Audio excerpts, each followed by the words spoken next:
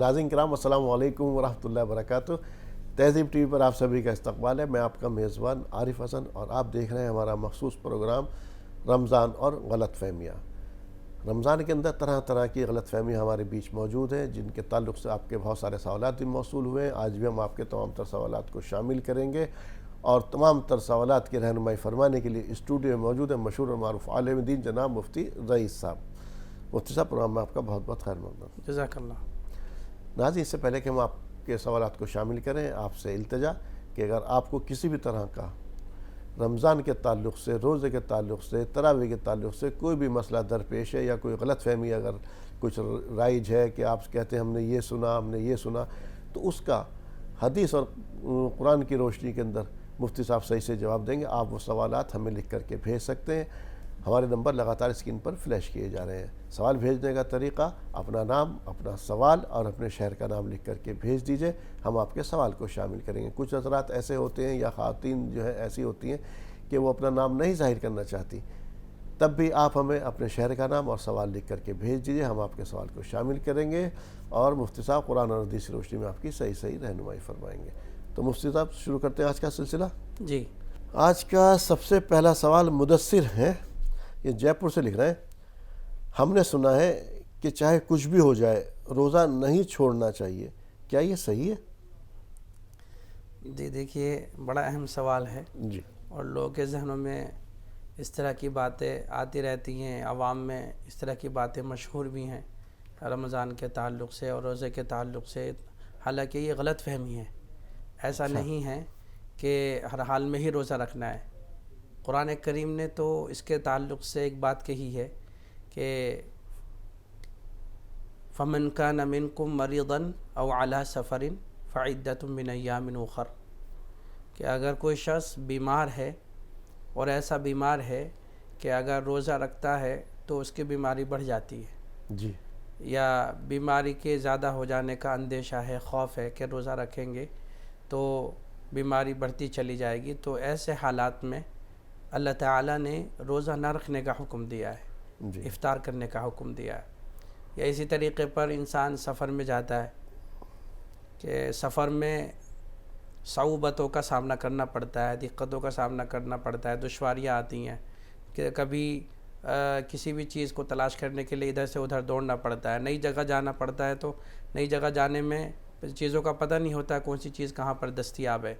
یا اسی طریقے پر جو ہے بھوک اور پیاس کی شدت سفر میں زیادہ ہوتی ہے، تو یہ حالات ہوتے ہیں، سفر میں صعوبتیں ہوتی ہیں، مشقتیں ہوتی ہیں۔ بعض مرتبہ سفر کرنے کے لیے سیٹ بھی دستیاب نہیں ہوتی، سفر کرنا ہے لمبا لیکن بیٹھنے کا ہی موقع نہیں ہے یا لیٹنے کا ہی موقع نہیں ہے، تو یہ زیادہ تر حالات ہوتے ہیں سفر کی حالت میں۔ تو اللہ تعالیٰ نے سفر کے جو حالات ہیں، سفر کے حالات میں روزہ رکھنے سے منع کیا ہے، اور یہ بات کہی کہ اگر آپ کسی وجہ سے رمضان میں بہت زیادہ بیمار ہو جاتے ہیں یا آپ کو سفر زیادہ لمبا کرنا پڑ گیا تو ان ایام میں آپ روزہ نہ رکھیں، بلکہ رمضان مبارک گزرنے کے بعد آپ دوسرے ایام میں یہ روزے رکھ سکتے ہیں۔ تو یہ جو سوال ہے کہ ہر حال میں ہی روزہ رکھنا ہے، یہ اللہ تعالیٰ کا حکم نہیں ہے۔ عبادت کے اعتبار سے اللہ تعالیٰ نے انسانوں کے حقوق کی رعایت کی ہے، یعنی کہ یہ سمجھا گیا ہے کہ انسان کو کس حالت میں کیا عمل کرنا چاہیے، کہ اگر یہ نہیں ہوا تو اللہ تعالیٰ نے اس کا دوسرا رخ بھی بیان کیا ہے کہ اگر آپ کسی وجہ سے یہ عبادت نہیں کر سکتے، مثال کے طور پر جیسا کہ فرض نماز ہے، آپ کی فرض نماز کسی وجہ سے چھوٹ گئی، مثال کے طور پر آپ سوتے رہ گئے یا آپ اپنے کام میں اتنے زیادہ مصروف ہو گئے، مشغول ہو گئے کہ آپ کو نماز کے وقت کا خیال ہی نہیں رہا اور نماز کا وقت جاتا رہا، تو اگر یہ نماز آپ کی چھوٹ گئی ہے تو اب اس کا دوسرا پہلو بھی اللہ نے بیان کیا ہے کہ آپ جو ہے جیسے ہی آپ کو یاد آئے فوری طور پر پہلے آپ نماز ادا کریں۔ جیسے آپ کو پتہ لگے کہ بھئی وقت ہو گیا ہے یا وقت پورے نکل گیا، نماز قضا ہو گئی، تو آپ فوری طور پر قضا کریں گے، تو یہ اس کا دوسرا رخ ہے، دوسرا پہلو ہے۔ تو اللہ تعالیٰ نے کہیں پر بھی انسان کو مجبور نہیں کیا، اور یہ اسلام کی خوبصورتی ہے، شریعت کی خوبصورتی ہے کہ وہ کسی بھی اپنے حکم میں اس نے جو ہے کسی انسان کو مجبور نہیں کیا ہے، اور جتنے بھی احکامات ہیں یہ انسان کے اپنے فائدے کے لیے ہیں۔ چاہے وہ جسمانی اعتبار سے فائدہ ہو، چاہے اور دوسری چیزوں کے اعتبار سے فائدہ ہو، کسی بھی چیز میں انسان کو اللہ تعالیٰ نے مجبور نہیں کیا ہے۔ تو مسئلہ یہ ہے کہ یہ جو بات رائج ہے ہمارے عرف عام میں اور ہمارے معاشرے میں کہ روزہ ہر حال میں ہی رکھنا چاہیے، یہ نہیں ہے۔ ہم نے دیکھا، آپ نے بھی دیکھا ہوگا کہ بخار 103 104 بخار ہے لیکن روزہ نہیں چھوڑوں گا، روزہ نہیں چھوڑوں گا، روزے رکھ رہے ہیں رمضان کے اندر، وہ مشقتیں برداشت کر رہے ہیں۔ تو ایسے حضرات کے لیے نہیں، دیکھیے مشقت برداشت کرنے کا نام ہی تو روزہ ہے۔ مشقتیں اگر آ رہی ہیں، دیکھیے یہ جو حکم ہے نا کہ بیماری کے بڑھ جانے کا اندیشہ ہے، ایک تو بیماری ہے، اتنی بیماری کہ آپ اس کو برداشت کر سکتے ہیں، جہاں تک آپ برداشت کر سکتے ہیں وہاں تک آپ روزہ رکھیں۔ سفر کے تعلق سے، سفر کے تعلق سے تو اللہ نے خود بیان کر ہی دیا ہے قرآن کریم میں، اس کا میں تو کوئی کلام ہو ہی نہیں سکتا۔ اگر آپ سفر کر رہے ہیں تو سفر میں اگر آپ کے اندر ہمت اور طاقت نہیں، اور آپ کو پتہ ہے کہ سفر میں سامنے دشواریاں آ سکتی ہیں اور سفر میں آپ کو مصیبتوں کا سامنا کرنا پڑ سکتا ہے، تو پھر تو آپ بالکل نہ رکھیں۔ سفر میں روزہ رخصت دی اللہ تعالیٰ نے سفر میں روزہ رکھنا بہتر ہے یا روزے سے رخصت بہتر ہے، اللہ نے کہا ہے نا۔ اچھا، ہاں، اگر سفر شرعی ہے تب، سفر شرعی، جی ہاں، سفر شرعی کی بھی آپ وضاحت کر دیں۔ سفر شرعی سے مراد یہ کہ اگر 82 کلومیٹر کم سے کم اگر آپ سفر کر رہے ہیں، 82 کلومیٹر کا آپ کا سفر ہے تو یہ سفر شرعی کہلاتا ہے۔ تو اگر اتنے کلومیٹر سے زیادہ آپ سفر کر رہے ہیں، کہیں جا رہے ہیں، تو اتنے میں جو ہے روزہ چھوڑنے کا حکم ہے۔ یہ روزہ چھوڑنے کا کوئی آپ مثال ایسے آپ صلی اللہ علیہ وسلم کے دور سے یا صحابہ کرام سے کوئی دے سکتے ہیں اس طرح سے کہ آپ صلی اللہ علیہ وسلم نے روکا ہوگا؟ سب سے بڑی دلیل تو یہ ہوگی نا قرآن کی، اللہ نے خود کہہ دیا قرآن میں، اس سے بڑی اور کیا دلیل ہو سکتی ہے؟ بھئی اللہ نے خود کہا من کان منکم مریضا او علی سفر فعدۃ من ایام اخر۔ اچھا، یہ مریض جو ہیں تو یہ بعد میں کیا کریں گے؟ بعد میں یہ کریں گے کہ جب ٹھیک ہو جائیں تو قضا کریں گے۔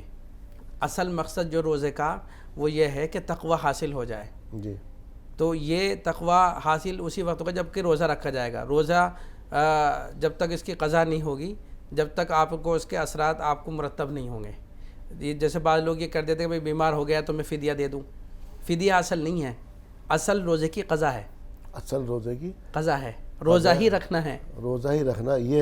یہ جو سنا آپ نے، آپ کہہ رہے تھے مدثر صاحب کہ روزہ ہر حال میں رکھنا۔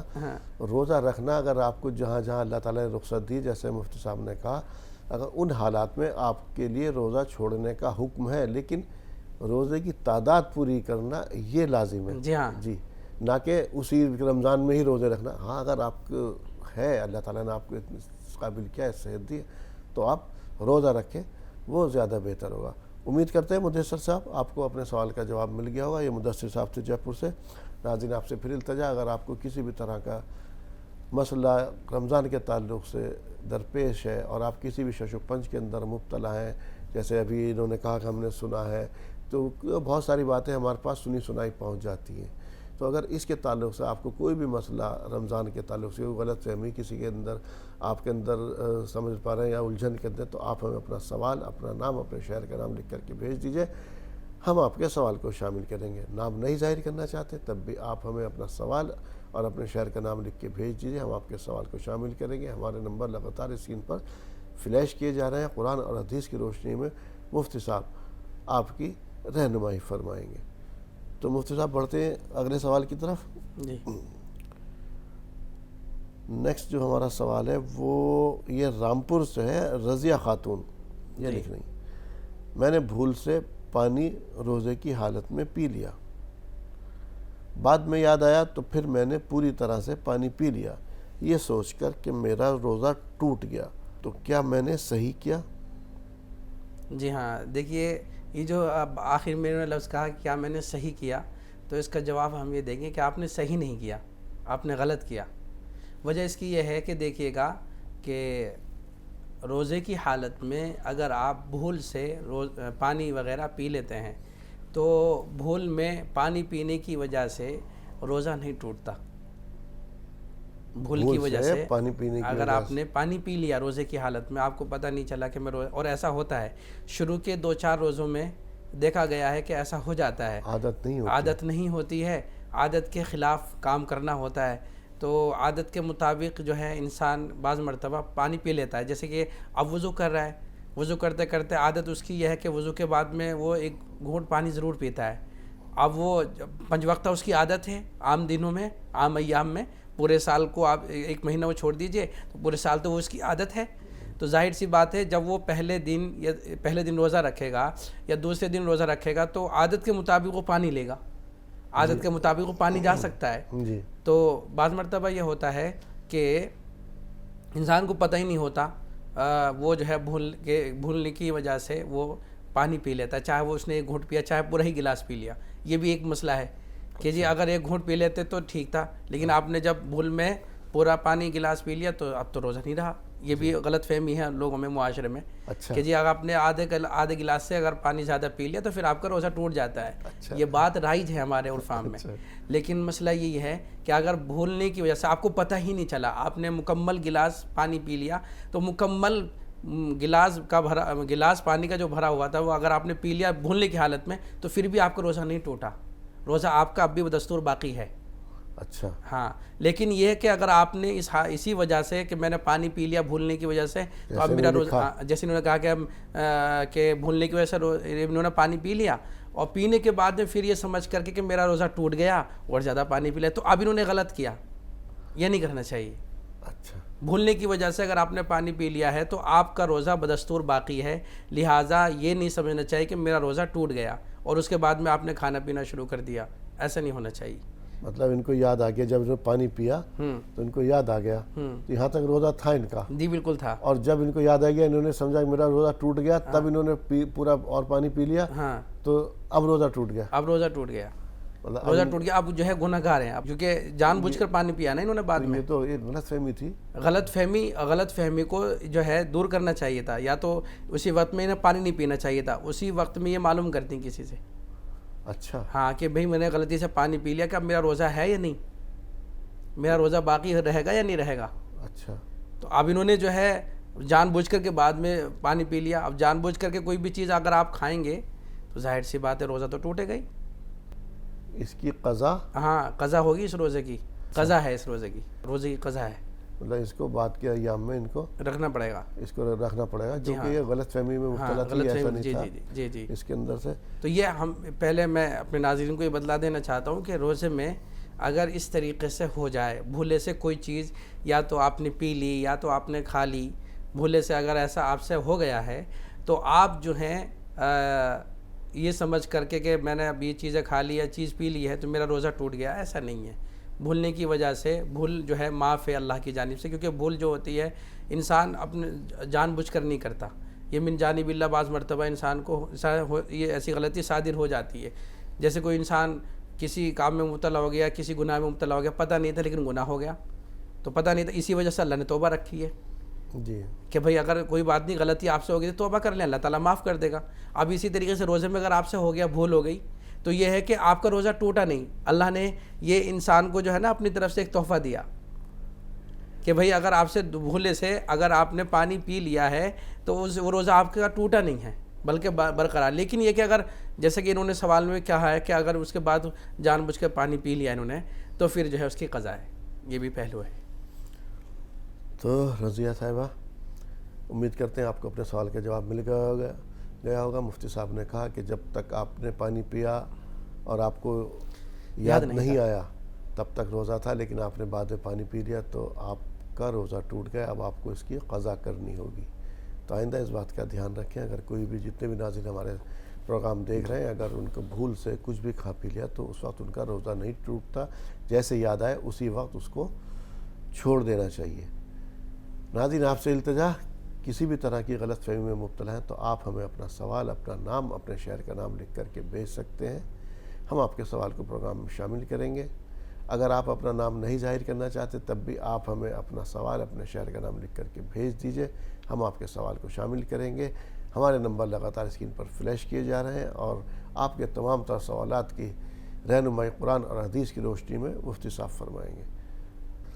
تو مفتی صاحب بڑھتے ہیں جی اگلے سوال کی طرف. آج کا اگلا سوال یہ سورت سے ہے. بدر الدین صاحب یہ لکھ رہے ہیں، میرا بیٹا روزہ تو رکھتا ہے لیکن ایک وقت کی بھی نماز نہیں پڑھتا اور افطار میں سب سے آگے ہوتا ہے. کیا اس کے روزے قبول ہوں گے؟ ایسا بھی ہوتا ہے. جی ہاں، دیکھیے روزے قبول ہونے کا جو نظام ہے وہ تو اللہ ہی کو پتہ ہے کہ کس کا روزہ قبول ہے، کس کا روزہ قبول نہیں ہے. لیکن بظاہر روزے کے قبول ہونے کی جو صورتیں احادیث میں بیان ہوئی ہیں، اگر ان صورتوں کی طرح اگر آپ نے روزہ رکھا ہے تو پھر آپ کا روزہ قابل قبول ہے، امید کی جا سکتی ہے. لیکن اگر آپ نے روزہ رکھا اور احادیث میں جو شکلیں بیان کی گئی ہیں روزے کے قبول ہونے کی، آپ نے ان کی مخالفت کی اور آپ نے وہ چیزیں نہیں کی، تو پھر یہ امید کی جا سکتی ہے کہ روزے کا ثواب آپ کو نہیں ملا. تو روزے میں جو تقویت حاصل ہوتی ہے وہ عبادات سے ہوتی ہے. روزہ خود ایک عبادت ہے، لیکن یہ کہ روزے کو اگر آپ مقبول کرنا چاہتے ہیں، اللہ کی بارگاہ میں اپنے روزے کو آپ قبول کروانا چاہتے ہیں، تو اس کے لیے یہ ہے کہ ایک تو نمازوں کی پابندی بہت ضروری ہے. سب سے پہلے نماز کے ذریعے سے روزے میں خوش و خضوع پیدا ہوتا ہے. اور دوسرا یہ ہے کہ نماز تو روزے کے علاوہ بھی چھوڑنا بڑا گناہ ہے، کبیرہ گناہ ہے. اگر آپ رمضان کے مہینے میں نہیں ہیں، روزہ آپ نہیں رکھ رہے ہیں، کسی بھی مہینے میں آپ ہیں، تو کہیں بھی کسی بھی صورت میں نماز تو معاف ہے ہی نہیں. نماز کا چھوڑنا تو بڑا گناہ ہے. حالانکہ اللہ کے نبی صلی اللہ علیہ وسلم نے ارشاد فرمایا من ترک الصلاۃ متعمدا فقد کفر. یہ دیکھیے آپ یہ روایت کتنی سخت روایت ہے نماز کے تعلق سے کہ اگر کسی شخص نے جان بوجھ کر نماز چھوڑ دی تو اس نے کفر والا عمل کیا. یعنی مطلب یہ ہے کہ ایمان اور کفر کے درمیان میں اگر کوئی چیز حائل ہے تو وہ نماز ہے. چونکہ جو غیر ایمان والے ہیں وہ بھی نماز نہیں پڑھتے، اور اگر ایمان والا ہونے کے بعد بھی اگر آپ نماز نہیں پڑھتے ہیں تو آپ نے تو ان جیسا عمل کیا. ایمان سے تو خارج نہیں ہوگا. ایمان سے خارج نہیں ہوں گے. نماز کے چھوڑنے سے ایمان سے خارج نہیں ہوتا بندہ، لیکن نماز کا انکار کرنے سے تو خارج ہوتا ہے. کیونکہ اللہ تعالیٰ نے قرآن کریم میں ایک جگہ نہیں کئی جگہ پر نماز کا تذکرہ کیا ہے، اور بارہا اس بات کا تذکرہ کیا نماز قائم کریں، نماز قائم کریں، نماز قائم کریں. نماز بڑی چیز ہے. اللہ تعالیٰ نے سورہ بقرہ میں اس کا بھی تذکرہ فرمایا کہ وَاسْتَعِينُوا بِالصَّبْرِ وَالصَّلَاةِ وَإِنَّهَا لَكَبِيرَةٌ إِلَّا عَلَى الْخَاشِعِينَ، کہ نماز اور صبر کے ذریعے سے آپ اللہ تعالیٰ کی مدد حاصل کریں. حالانکہ یہ بات اپنی جگہ پر ہے کہ نماز پڑھنا ہے تو بڑی بات، لیکن جن کے دلوں میں اللہ کا خوف ہے ان کے لیے وہ کچھ بھی نہیں ہے. وَإِنَّهَا لَكَبِيرَةٌ إِلَّا عَلَى الْخَاشِعِينَ الَّذِينَ يَظُنُّونَ أَنَّهُمْ مُلَاقُو رَبِّهِمْ وَأَنَّهُمْ إِلَيْهِ رَاجِعُونَ، جن کے دلوں میں یہ بات ہے اور یہ سمجھتے ہیں کہ ہمیں اپنے رب سے ملاقات کرنی ہے، تو ایسے لوگوں کے لیے نماز کا پڑھنا آسان ہے. جن کے دلوں میں اللہ کا خوف ہے یا جن کے دلوں میں آخرت کا خوف ہے ان کے لیے نماز بھاری نہیں ہے. جن کے دلوں میں اللہ کا خوف نہیں ہے یا آخرت کا خوف نہیں ہے ان کے لیے نماز بھاری ضرور ہے. تو ظاہر سی بات ہے اللہ تعالیٰ نے کسی بھی حالت میں کسی بھی صورت میں نماز کا جو معاملہ ہے اس کے بارے میں تو فرمایا کہ نماز ہر حالت میں پڑھنی. دیکھیے نماز کا چھوڑنا اتنا بڑا گناہ، جبھی تو اللہ نے یہ کہا ہے کہ بھئی اگر آپ کھڑے ہو کر نہیں پڑھ سکتے تو آپ بیٹھ کے پڑھیں. بیٹھ کے اگر آپ نہیں پڑھ سکتے تو آپ جو ہے اشاروں سے پڑھیں، اشاروں سے بھی نہیں پڑھ سکتے تو آپ لیٹ کے پڑھیں. کسی بھی صورت میں جو ہے نماز معاف نہیں ہے. تو اب یہ روزے میں رہ کر کے اگر جو ہے نماز نہیں پڑھ رہے ہیں، نماز چھوڑ رہے ہیں، تو ظاہر سی بات ہے یہ اپنے روزے کے ثواب کو ختم کر رہے ہیں. اس کی وجہ سے ایسا تو نہیں ہوگا کہ روزہ بالکل ہی نہیں مانا جائے گا، روزہ مانا تو جائے گا لیکن جو روزے کے اوپر جو ثواب آپ کو ملنے والا ہے وہ نہیں ملے گا. وہ نہیں ملے گا. ہاں البتہ یہ کہہ رہے ہیں افطار میں سب سے آگے ہوتا ہے. خیر یہ تو ہمارے بہت سارے ہم نے جگہ پر دیکھا کہ افطار میں سب سے نہیں ایسا بھی ہوتا ہے کہ بعض لوگ دکھانا بھی چاہتے ہیں کہ بھئی دیکھو ہم روزے دار تھے اس لیے سب سے پہلے افطار میں آ گئے. تو خیر قبول ہونا نہ ہونا ہے تو اللہ بہتر جانتا ہے. اس کے اندر مفتی صاحب یا ہم میں سے کوئی رائے نہیں دے سکتا. البتہ یہ ضرور ہے کہ انہیں نماز بھی پڑھنی چاہیے. تو ناظرین آپ کو بھی کوئی مسئلہ درپیش ہے تو آپ ہمیں اپنا سوال، اپنا نام اور اپنے شہر کا نام لکھ کر کے ہمیں بھیج دیجئے. ہم آپ کے سوال کو شامل کریں گے. کسی بھی طرح کی غلط فہمی ہے تو آپ ہمیں اپنا سوال بھیج سکتے ہیں. جو ناظرین اپنا نام نہیں ظاہر کرنا چاہتے اپنا سوال اور اپنے شہر کا نام لکھ کے بھیج دیجئے. ہم آپ کے سوال کو شامل کریں گے. ہمارے نمبر لگاتار اسکرین پر فلیش کیے جا رہے ہیں. مفتی صاحب کی قرآن اور حدیث کی روشنی میں صحیح رہنمائی فرمائیں گے. تو مصطفیٰ بڑھتے ہیں اگلے سوال کی طرف. جی یہ سوال ہے کیا تراویح پڑھنا سنت یا نفل ہے، اور اگر کوئی چھوڑتا ہے تو کیا وہ گنہگار ہوگا؟ جی اہم سوال ہے اور اچھا سوال ہے ماشاءاللہ. رمضان کے تعلق سے بعض لوگ اس میں غلط فہمی کا شکار ہو جاتے ہیں. تو اب یہ بات آپ سنیے گا کہ تراویح پڑھنا یہ سنت ہے، اور سنت بھی سنت مؤکدہ ہے. ایسی سنت نہیں کہ اللہ کے نبی علیہ السلام نے اس کو پڑھا ہو نہ پڑھا ہو، بلکہ سنت مؤکدہ کا حکم ہے اس پر کہ تراویح پڑھنا سنت مؤکدہ ہے. تو حالانکہ جناب نبی کریم علیہ السلام نے جو ہے تراویح کی امامت کی ہے، اور 3 رات تک تو مسلسل کی ہے جو حدیث سے ثابت ہے، لیکن اس کے علاوہ اللہ کے نبی علیہ السلام نے اس پر مداومت اس لیے نہیں ظاہر فرمائی، اس وجہ سے کہ کہیں امت پر یہ فرض نہ ہو جائے. اس خوف کی وجہ سے جناب نبی کریم علیہ السلام نے تسلسل کے ساتھ میں یہ تراویح کی امامت نہیں فرمائی. لیکن اس کے بعد میں جب خلفائے راشدین کا دور آتا ہے، بالخصوص حضرت عمر رضی اللہ تعالیٰ عنہ کا، تو انہوں نے جو ہے اس کو باقاعدہ اس کی امامت کے لیے حکم فرمایا، اور تسلسل کے ساتھ پڑھنے کا حکم فرمایا، اور پورے مہینے پڑھنے کا حکم فرمایا.